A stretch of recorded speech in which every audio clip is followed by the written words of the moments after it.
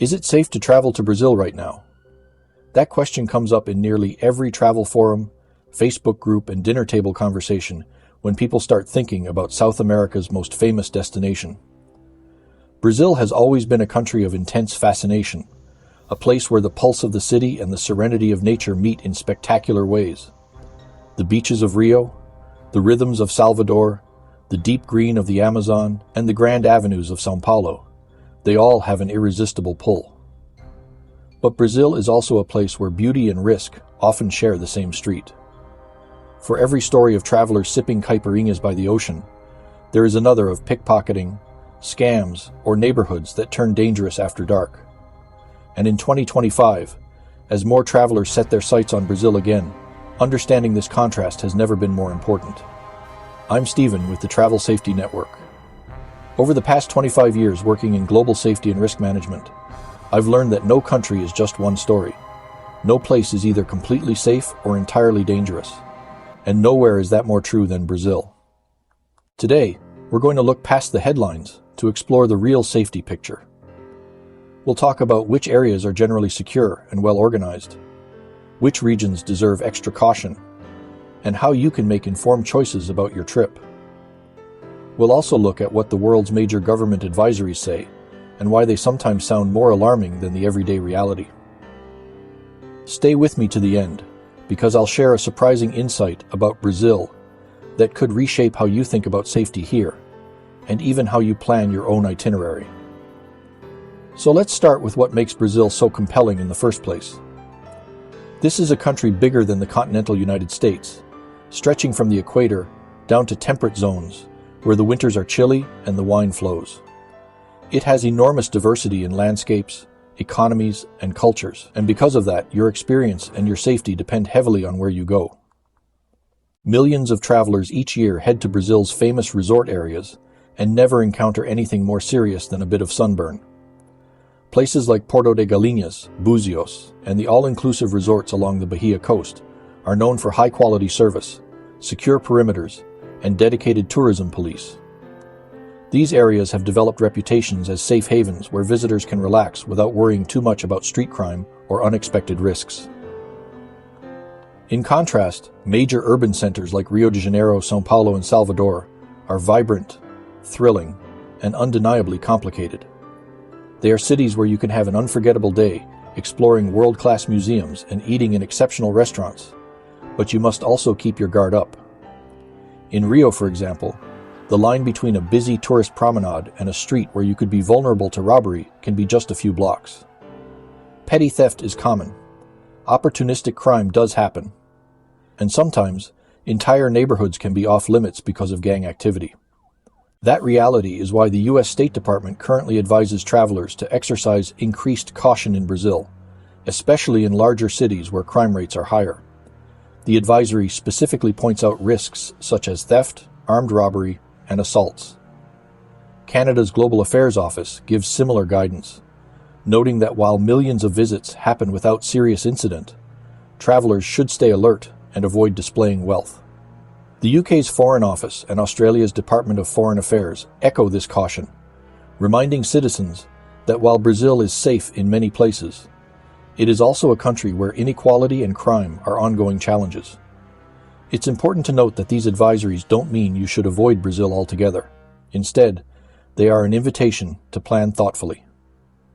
Because the same country that hosts Carnival, one of the largest and most joyous public celebrations anywhere, also faces social problems that can make visitors targets if they don't pay attention. I've spoken with many travelers who describe feeling completely at ease in Brazil's coastal resort areas, or in smaller historic towns like Paraty or Ouro Preto, where crime is lower and the atmosphere feels laid back. These places often have tight-knit communities and economies built around tourism, which means local businesses and authorities have strong incentives to keep guests safe and happy. You'll find visible security, helpful staff, and a focus on protecting the region's reputation as a welcoming destination. But when you shift your focus to the big cities, the rules change. In São Paulo, a sprawling metropolis of more than 20 million people, you have to think about safety the same way you would in any huge city, maybe even more so. The metro areas are crowded, traffic can be chaotic, and while many neighborhoods are perfectly safe during the day, they can feel very different at night. Travelers need to plan routes carefully, understand which districts to avoid, and always keep personal belongings secure. One thing to keep in mind is that Brazil is not a place where crime is evenly distributed. In fact, it's often hyper-localized. You could be in a neighborhood full of boutiques and restaurants that feels as safe as Miami or Barcelona. Then cross an avenue and find yourself somewhere that a local would never recommend after dark. That's why I always say, do your research before you go. Talk to your hotel concierge or hosts, and don't rely only on your instincts. Information is your best protection. The good news is that Brazilian cities have invested heavily in tourism infrastructure in recent years. In Rio, you'll find dedicated tourist police patrolling the areas around Copacabana and Ipanema. In Salvador, there are special security teams around Pelourinho and other UNESCO heritage sites. These efforts have made a real difference in reducing incidents in high-traffic areas, but no city can eliminate risk completely. Beyond crime, there are other safety considerations. Brazil has seasonal weather extremes that can impact your plans. The rainy season in many regions can bring flooding and landslides, affecting roads and transportation. In the Amazon basin, remoteness can create medical challenges, and in some areas, public health issues like dengue fever are concerns. But again, none of these factors mean you shouldn't go. They mean you should go prepared. And that's exactly why I'm going to be creating a series of videos that dive deeper into specific Brazilian destinations. We'll look at Rio de Janeiro in detail, where to stay, which neighborhoods to avoid, and how to navigate safely. We'll cover São Paulo, Salvador, the southern states, and the Amazon region. Each area deserves its own conversation because each has its own unique safety profile. If you subscribe and turn on notifications, you'll get all of those insights as they go live, so you can plan with confidence and clarity. So, is it safe to travel to Brazil? The answer is that it depends. It depends on where you go, how you behave, and how willing you are to adapt. If you're headed to an all-inclusive resort in the Northeast, you're likely to have a relaxing, secure experience with only the usual precautions you'd take anywhere. If you're exploring the urban energy of Rio or São Paulo, you'll need to bring a higher level of awareness.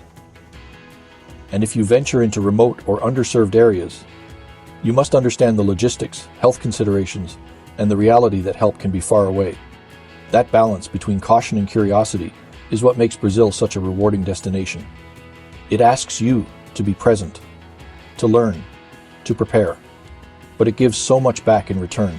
Unforgettable landscapes, warm hospitality, music that gets into your bones, and a sense of life lived vividly.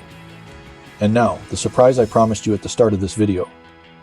Despite its challenges, Brazil has been recognized by multiple international studies as one of the most welcoming countries in the world for visitors. In fact, a recent survey ranked Brazil in the top 10 globally for traveler satisfaction in categories like cultural richness and local hospitality. That means that while you should come informed, you should also come ready to experience a country that is, in many ways, as warm as it is complex.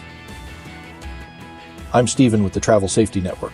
If you found this video helpful, please like, subscribe, and share it with anyone you know who's planning a trip to Brazil. And remember to stay tuned for our upcoming videos where we'll break down Brazil city by city. Until then, stay informed, stay open-minded, and remember, safety is your travel superpower.